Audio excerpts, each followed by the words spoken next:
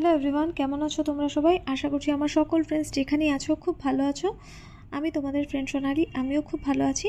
আমি আমার সকল ফ্রেন্ডসদেরকে আমার চ্যানেলে স্বাগত জানাই। আর যারা আমার নতুন সাবস্ক্রাইবার আছো, মানে যারা আমাকে নিউ সাবস্ক্রাইব করেছো, তাদের আমি অনেক থ্যাংক ইউ জানাই আমার চ্যানেলটাকে সাবস্ক্রাইব করার জন্য আর আমার পাশে থাকার জন্য।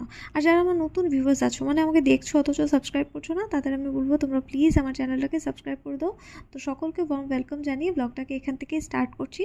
তো দেখো আজকে মানে হচ্ছে সোমবার, মানে এটা কিন্তু মানে কালকে যে গেছে সোমবারটা না, তার আগের সোমবার, ঠিক আছে? তো আমি সরি, আবার সবার কাছে সরি চাইছি, মানে মাপ চাইছি যে আমি এত লেট আপলোড করছি, এর জন্য অনেক অনেক সরি। প্লিজ তোমরা আমার ব্লগটাকে দেখো আর আমাকে সাপোর্ট করো প্লিজ। আর তোমাদের সকলকে থ্যাংক ইউ জানাই, তোমরা এত সুন্দর সুন্দর কমেন্ট করো, আমাকে আমাকে এত মোটিভেট করো, এর জন্য অনেক অনেক থ্যাংক ইউ মন থেকে। সত্যি আমি মানে খুব খুশি আর খুব ব্লেসড ফিল করি যখন তোমরা আমাকে এত সুন্দর সুন্দর কমেন্ট করো, আর আমি মানে আরও মোটিভেট হই যে আরও ভালো ভালো ভিডিও বানাবো বলে।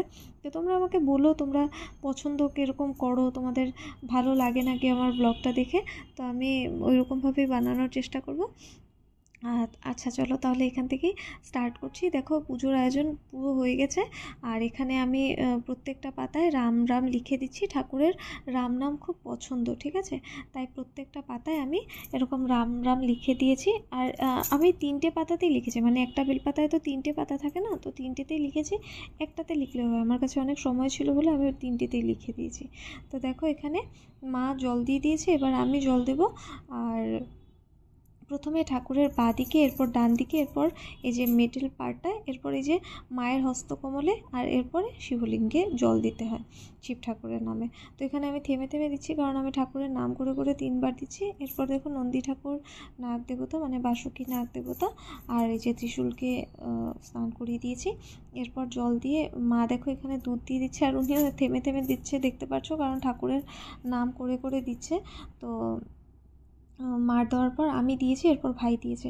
তো আমি একবারেই ঠাকুরের নাম নিয়ে দিয়ে দিয়েছি, এরপর ভাইও এরকমই দিয়েছে।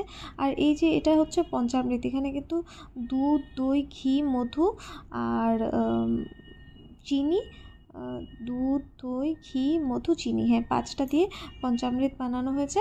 আমি একসাথেই বানিয়ে নিয়েছি, আলাদা আলাদা করে দিইনি। আর জলের মধ্যে গঙ্গা জল ওগুলো মিক্স করে দিয়েছি, ঠিক আছে?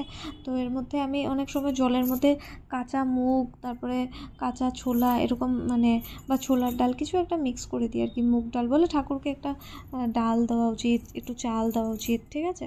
তো এরপর দেখো স্নান করানোর পর আমি ঠাকুরকে একটা বেলপাতার ওপরে রেখে দিয়েছি। এরকমই ঠাকুরকে রাখতে হয় সবসময়, বেলপাতার একটা ওপরে ঠাকুরকে রাখতে হয়। ঠাকুরের তো বেল খুব পছন্দ না, বেলপাতা, বেল যে ফলটা হয় বেল গাছে সেটা, তো আমাদের ঠাকুর খুব পছন্দ করেন বলে এরকমই কিন্তু রাখতে হয়। তো আমি একটা বেলপাতার ওপরে দেখো রেখে দিয়েছি। আর এবার দেখো ফুল দিয়ে দিচ্ছি। তো ফুল আর বেলপাতা দেওয়ার টাইমে আমার মনে পড়েছে যে আমি বেলপাতাটা উল্টো করে দিইনি। ঠাকুরকে কিন্তু বেলপাতা সবসময় উল্টো করে দিতে হয়, ঠিক আছে? তো উল্টো মানে যে সাইডটা মানে দেখতে মনে হয় সোজা, ওই সাইডটা ঠাকুরের দিকেই থাকবে, ঠিক আছে? তো দেখো ভাইও দিয়ে দিয়েছে ফুল, মাও দিয়ে দিয়েছে। আর ঠাকুরটা আমাদের মানে শিবলিঙ্গটা আমাদের অনেক ছোট বলে আমরা ফল দিই না। লাস্ট উইক দেখেছিলে কলা দিয়েছি, বাট এত ফুলে ভরে যায় না, তো আর ফল দেওয়া যায় না। তো আমরা এরকমই থালার মধ্যে সবসময় সাজিয়ে দিয়ে দিই। এই যে এখানে 5 রকমের ফল, দই, মিষ্টি, মানে এখানে সাজিয়ে দিয়ে দিয়েছি। আর ঠাকুরকে কিন্তু বলতে হয়, সব ঠাকুরকেই বলতে হয় যে তোমাদের জন্য মানে ভোগ দিয়েছি, তো তোমরা গ্রহণ করো, ঠিক আছে? নাহলে কিন্তু ঠাকুর ভোগ গ্রহণ করে না, ঠাকুরকে বলতে হবে যে তোমরা খাও, ঠিক আছে? তো আমরা এরকম প্রত্যেকটা থালা ছুঁয়ে ছুঁয়ে মানে যার যার নামে দিয়েছি সবাইকে বলে, এরপরে আমরা একটু সময় বাইরে দাঁড়িয়েছিলাম। অ্যাটলিস্ট আধ ঘন্টা দাঁড়াতে হয়, তবে মহাদেব ছেলে মানুষ, উনি তাড়াতাড়ি খেয়ে নেবে বলে আমরা 10 মিনিটের মতোই দাঁড়াই। তবে হ্যাঁ, গোপাল বা ছোটো বাচ্চাদেরকে দিলে, যেমন আমি হাফ অ্যান আওয়ার ওয়েট করি যে ওরা খাক। তবে আমার মনে হয় আমি 10 মিনিটে খাওয়া দাওয়া কমপ্লিট করে নিই, তো মহাদেব কমপ্লিট করবেই বলে আমি 10 মিনিট 15 মিনিটে মানে ঠাকুরকে খাওয়ার জন্য দিয়েছি। আর দেখো এখানে আজকে 5 রকমের ফল আর নৈবেদ্য তো দিতেই হয়, এছাড়া দই, মিষ্টি আর একটু চকলেট দিয়েছি, আর একটু ড্রাই ফ্রুটস দিয়েছি, আর কিছুই দেইনি। আর জায়গাও নেই, যদিও মানে দেওয়ার কিছু থাকলে হয়তো জায়গা করেই নিতাম। তবে এরপর দেখো আমরা বিকেলবেলা, মানে দুপুরে তো আমরা কিছু খাইনি, আমার আর মার তো 16 সোমবার আমরা ফ্রুটসই খাচ্ছি, আর ভাই একটু পুরি খায় বলে বেরিয়েছি। আর ফার্স্ট আমরা এসেছি মন্দিরে, এই যে আমাদের পাড়ায় বলতে একটু কাছেই পাড়ায় এটা আমাদের। তো এখানে অম্বিকেশ্বর শিব মন্দির আছে। তো এই দেখো শিব ঠাকুর, আর কত ভিড় দেখতে পাচ্ছ।